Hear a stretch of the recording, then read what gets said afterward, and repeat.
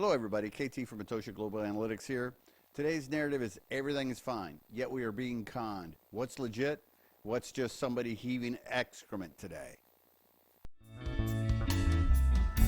Atocha Global Analytics. Please like and subscribe. Well, today the narrative is everything is fine. However, we know it's not. The Fed and the federal government have recently taken action because everything isn't fine. Yet that's what they're telling us. So let's start with the questionable truth of the day. We won't call it a lie. We'll say it's a questionable truth of the day. Here's a few things. The banks are fine. Clearly, some are, but some are not. The financial system is sound. Well, it's not really, or else they wouldn't be taking action. And your money is safe. Well, yes and no. It's not particularly safe, but if you take prudent steps, you'll be fine. So a few things I wanted to cover today. What markets really are was one of the things. What are markets? Well, whether you're talking about the stock market, the commodities market, the real estate market, a lot of people get caught up in the minutia. Obviously, there's a lot of technical things that go with all these different markets. But what are they really? Well, they're a group of participants, and what that group of participants really is a collective wisdom. It is a collective opinion of what the value is of stocks or bonds or real estate.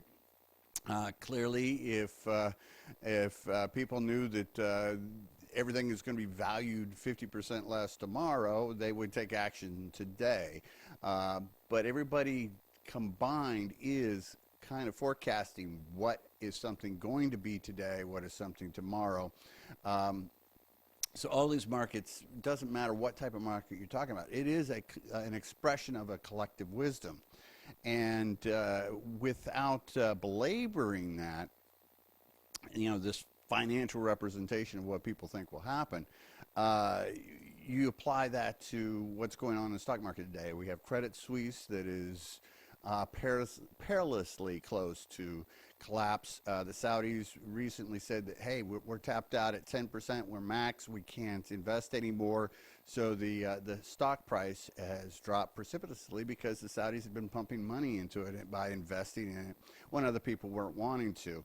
And it's a perception of risk. So again, just like the market definition, being a collective wisdom, well, why is a particular stock, why did SVB fail?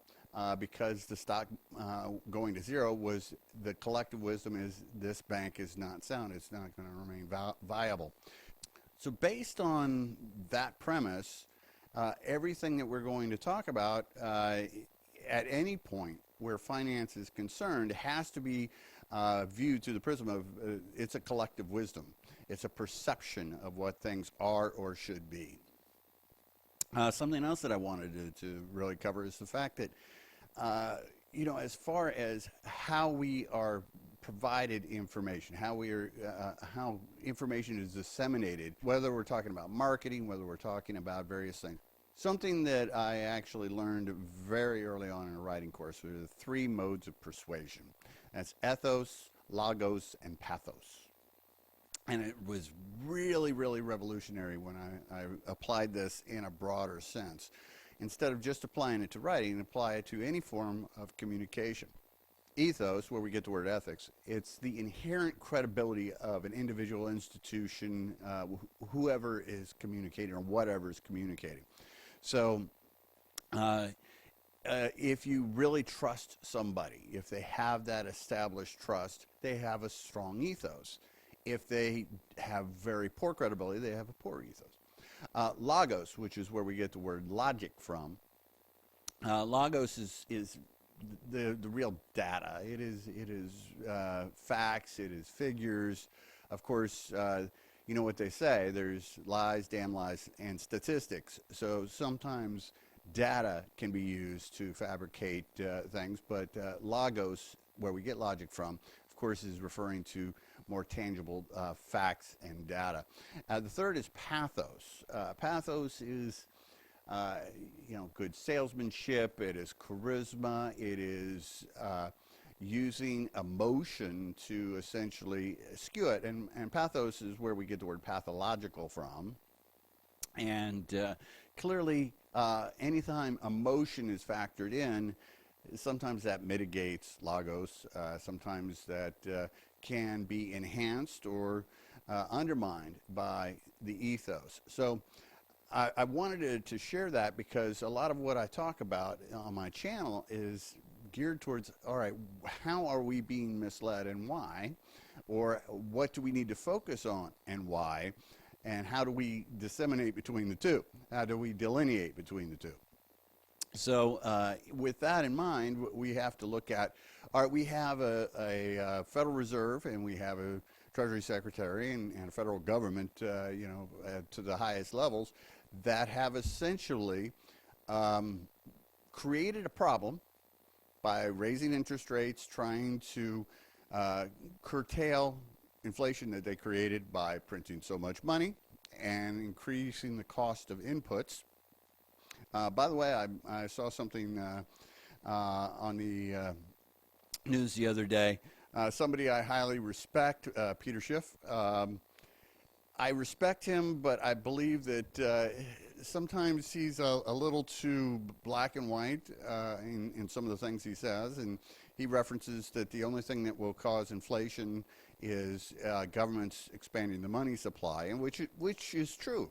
Governments expanding the money supply creates inflation, but there are some other things that do create inflation, not over the longer term, but in the shorter term. And we have a number of historic precedents for my assertion here, which is many times when we've had rapid increases in the price of oil, a short while later we've had some sort of recession. It can be 73's oil shock. It can be the time frame of the Gulf War when we had a significant increase in oil prices at that time. And obviously we had a massive increase in oil prices right at the start of the Great Recession. So, which those were relatively short-lived. Oil prices did come back down.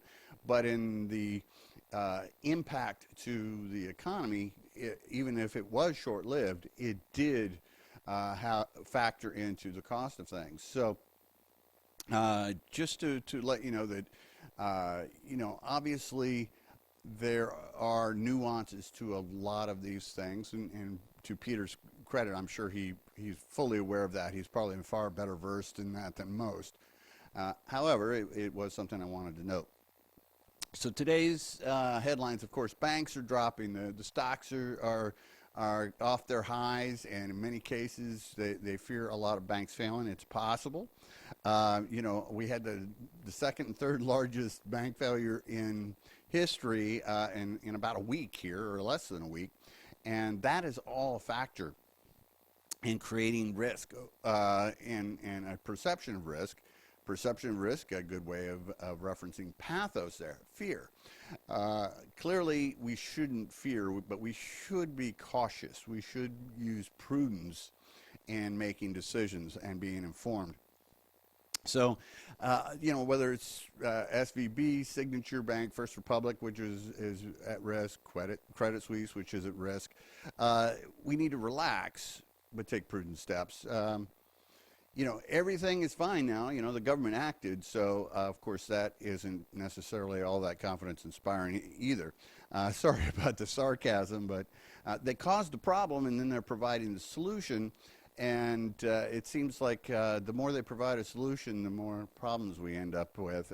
Unintended consequences are a very real issue. So the bank problems continue to be bonds. And they're worried about contagion. That word is all over the news. Of course, anybody who understands anything about finance understands that if one bank starts having a problem with a particular type of asset, other people are invested in similar assets. It's a matter of seeing that risk, and that there are instances where, as there was with the financial crisis 15 years ago, where mortgage-backed securities had, systemic risk, where it was spread across financial markets because so many of these assets were bundled together. I will do a specific video on that. I have a fantastic presentation that I will duplicate that really explains in detail how the entire systemic issue unfolded and why it was so sneaky, why it was so insidious, and why it was so impactful. But we have the problems with the bonds. But I just want to bring up, we haven't even hit a lot of the systemic risk factors for assets yet. Real estate being the primary one, whether it's commercial or residential. If prices are dropping and interest rates are much higher, the cost of financing has gone up, so commercial properties, their costs have gone up. That money cannot be applied to net operating income, which is a foundation for commercial properties in measuring value of income stream. And if net income goes down, net operating income would include all or from the gross rents. Net operating income would mean the exclusion of all the different costs associated with the property, including financing. So if you increase the cost of financing significantly, like they have with the interest rates, then we're going to see a resulting drop in prices. It may not happen within the first 6 months or a year. It may take a few years for it to fully percolate through, as it did a dozen, 15 years ago. One other thing I wanted to interject about unintended consequence that the Fed has caused. It's not just the difference in interest rates. It's not just the quantitative tightening, but it's also the fact that they lowered the reserve requirements to zero as part of dealing with COVID. Clearly, it was an unprecedented event with COVID. However, in lowering the reserve requirement, they were just trying to ensure that banks were lending as much money as possible, even if they didn't have the what had been the established amount in deposits. Well, they haven't rescinded that yet. They haven't reimposed the reserve requirement. So banks have been able to lend more money than they should have to remain safely collateralized. So I wanted to reference back to the 3 modes of persuasion earlier. So, we know that the fact that the causes of these issues are tied to the Federal Reserve rate changes. Federal Reserve rate changes impacted various factors, actually. And, of course, the Treasury the Treasury Department is acting in concert with that. So when we look at the 3 modes of persuasion, what are we doing? Well, let's look at the ethos. The Fed and the government, they caused the problems, and then they don't tell you the clear truth, how they contributed to it. Here's my approach. Independently verify what they're saying. Do not simply rely on them. Don't simply rely on talking heads, either on the internet or don't rely on the cable channels. The point being is, go find people that are actually putting their money at risk to do things and see what they're doing, see what they're saying. Don't trust those that don't. And even still, look at it from a collective wisdom standpoint. Don't go with just the opinion of simply 1 or 2 people, but generally try and get a broader consensus. So what's the logos of this? The data says, hey, recession is coming. Recession is coming fast. And, I will circle back to the data on that in a minute, but to round out what I'm saying where modes of persuasion is, the pathos. 1, don't act in fear. Be concerned, act prudently, but don't need to be rash. You should probably rebalance your 401k to skew it towards safer assets. That's just a prudent thing to do. I'm not a financial planner. I'm not a financial advisor. I will take my own advice. I will skew everything in my 401k towards safer assets. Be a bit more conservative going forward. Diversify your money where you keep it. Don't keep it all in one bank. That's the best thing to do. It's, again, it's prudence. And don't wait. Things are moving fairly quickly. It's best that you continue to act with prudence. Also, recognize that people in power are downplaying concerns both to maintain the status quo, but also to maintain the status quo for their own position of power, their own, whether you look at it from a political standpoint or from a professional standpoint.